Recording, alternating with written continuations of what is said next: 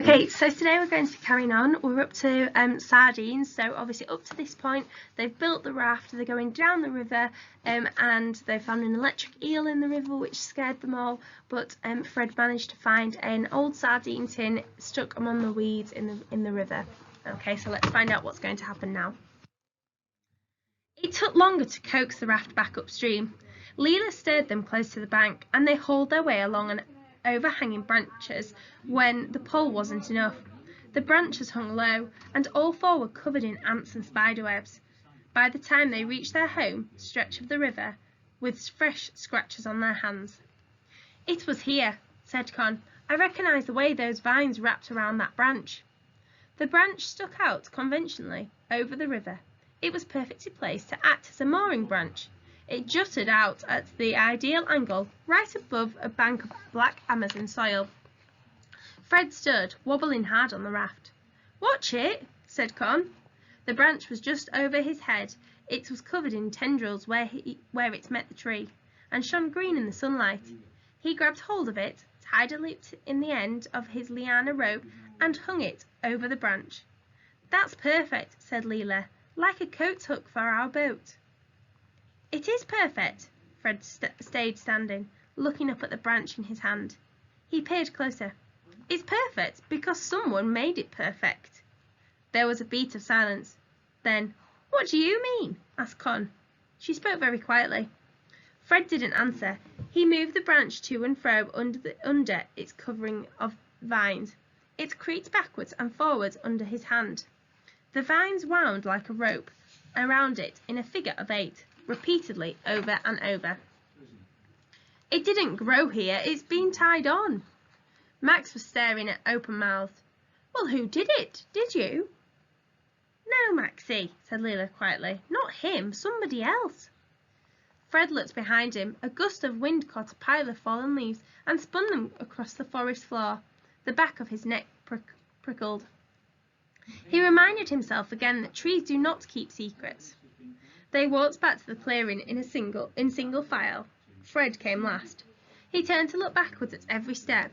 The rustling in the bushes seemed to follow them, but it was just the wind, he told himself. Wind is a trickster. It plays havoc with your courage. The fire still had hot embers at its heart, and Fred lay down on his stomach in the grass and earth, blowing at it like a bellows, his chin inches from the fire. His eyes were red and smoky by the time it was rekindled, but the roar of it sent a wave of relief through his chest. The fire was the closest thing they had to a weapon, and its warmth felt like safety. Leela was arranging their shoes, which had been soaked on the raft, in a circle around the ashes. "Can I see the thing you found in the water?" she asked. Fred held it out. Most of the writing was covered in rust, but he could see, written on the base, the ingredients. "Look at the bottom," he said. "It says canned in Plymouth." Leela looked blank. "Plymouth is in England," said Fred, "down by the sea." "I didn't know you had fish in England," said Max. "Of course we have fish. What do you think we eat?" said Con. "Crumpets," said Max, "and cigars." "But if the tin comes from England," began Leela, "then it must have come with whoever made the camp. An explorer, maybe." "Who goes exploring with sardines?" asked Con. "People used to come out here with all sorts of things. Pianos and china ornaments. Sardines seem normal in comparison," said Fred. He felt a hot surge rising in his chest. If the person who had made camp had been English, he might have been one of the explorers from the newspapers Fred had read, one of the explorers who never returned.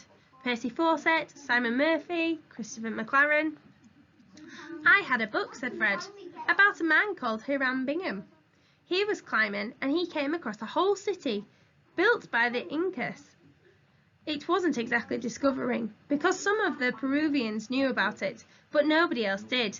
Can you imagine? It would be like suddenly finding the ruins of Birmingham in 1,000 years' time." Leela moved closer. Her eyes were set far apart in her face, eyes that could look full of many different things at once. Now they radiated curiosity. "I've heard about it. It's called Machu Picchu." "Yes, that was the name. Usually, though, the men just go missing." "Like us," said Fred. Sort of, said Fred, except usually it's because they're dead, and which we are not. Yet, said Con ominously. Fred ignored that, and there was this man called Percy Fawcett. He was looking for a ruined city. He called it the City of Zed, and then, not long ago, it was in 1925, I think, he just disappeared. And another man, Christopher McLaren, he went on an expedition to find out if Fawcett's dream was real. He was my favourite. He wrote letters about waking up to find maggots growing in the crook of his eyebrow. Ugh, how lovely, said Con. Did the maggots get him? Nobody knows. He sent a telegram and then he disappeared. Fred hesitated. I mesmerised it, actually. How does it go? asked Lily. Fred cleared his throat. Just a line from this last outpost of civilization to advise you all that I am about to go out of communication. I am well and fit, and there is every hope of a successful issue to the expedition, risky as it is in some ways. Con raised both eyebrows. He sounds fun. Newspapers want people to sound like that, as if they have clean shoes. But I know he wasn't like that. The other men said he was the maddest and bravest of all generations. Why did you mesmerise it, though? Fred blew on the fire again, so they wouldn't see his face reddening. I just like the idea that there's still things that we don't know. At school it's the same thing. Every day, I liked that it might be all right to believe in large, mad things. The journey on the raft had taken up the whole morning, but still the afternoon stretched ahead of them, thick and green and vibrating with heat. We need more wood, said Fred. They would burn through what they had by the time dark came. They needed so many things, he thought. Food, and a plan, or a map, or a passing ship, but at least wood was something he knew where to find. His vision swam as he stood. He was growing weaker, and the blood in his veins felt thinner. At first, Fred went fast, his head down, marking the trees with an X scratched in the bark, watching his feet among the roots and fallen branches. But soon he began to slow. There was so much to look at, so much that was strange, and so much that was new and vast and so palpably alive. The trees dipped down their branches, laden with leaves broad enough to sew it into trousers. He passed a tree with a vast termite nest, as big as a bathtub, growing around it. He gave it a wide berth.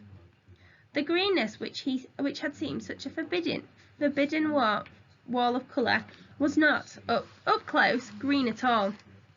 Fred thought it was a thousand different colours, lime and emerald, and moss, and jade, and dark green, almost black green, that made him think of sunken ships.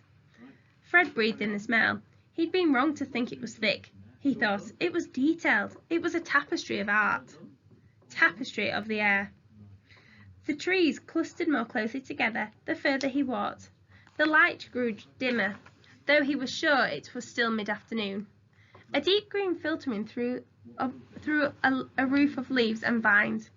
He heard something move in one of the green bushes that clustered around his feet. "Hello," he called. He stepped backwards. "Hi?"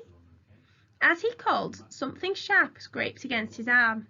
He jumped and leapt away, and felt his mouth fill with the taste of fear, bile, and tin.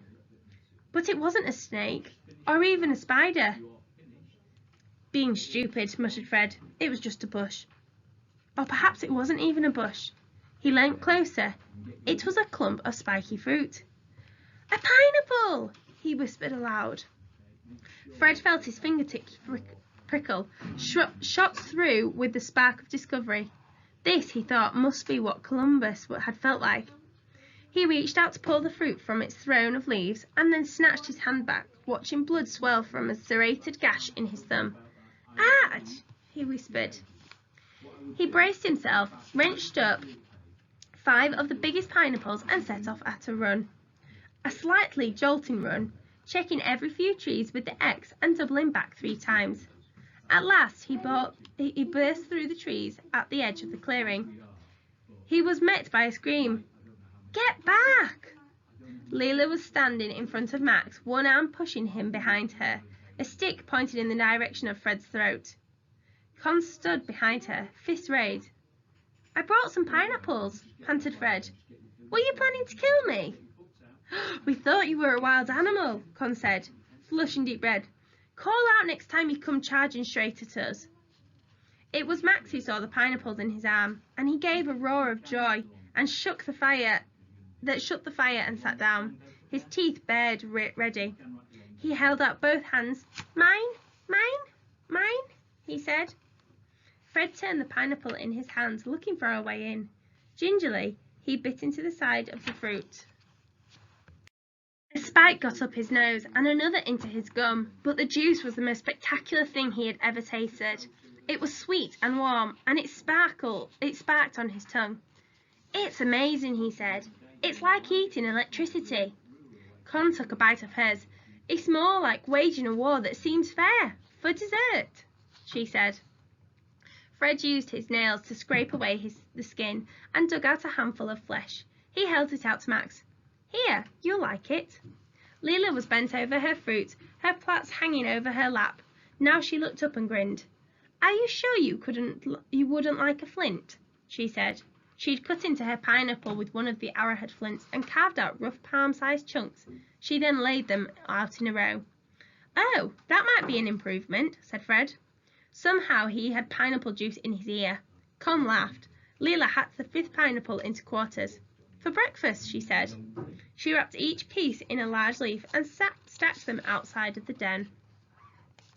Okay, we're going to leave it there. So our next chapter is called Abacaxi is our next title. So you'll have to find out tomorrow what the children are going to do next now they've finally found some edible food to eat.